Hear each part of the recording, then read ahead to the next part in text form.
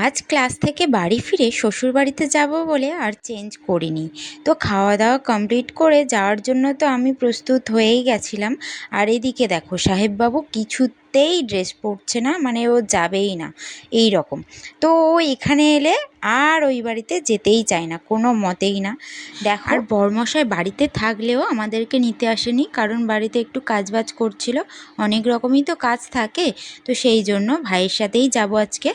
তো ছেলেকে কোনো মতেই চেঞ্জ করাতে পারলাম না। দেখো গাড়িতেও বসে গেছে, তো কোনো মতেই যাবে না। ও যাবে ওর মামার সাথে বেরু করতে। দেখতেই পাচ্ছ ড্রেস নিয়ে আমি দাঁড়িয়ে আছি কখন থেকে। যতই যাই হোক, মামার বাড়ির আদর পেলে কেউ কি আর বাড়ি যেতে চায়?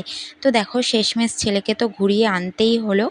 আর আমি দেখো বাড়ির সামনে রাস্তার মধ্যে ব্যাগপত্র নিয়ে সেই বাস ধরার মতো দাঁড়িয়ে আছে।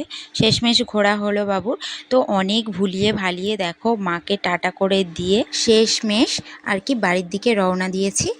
আর বাড়ি এসে দেখলাম বরের কাণ্ড দেখো, গ্রিলের মধ্যে আকাশি রং করে দিয়েছে। কেমন লাগে বলো?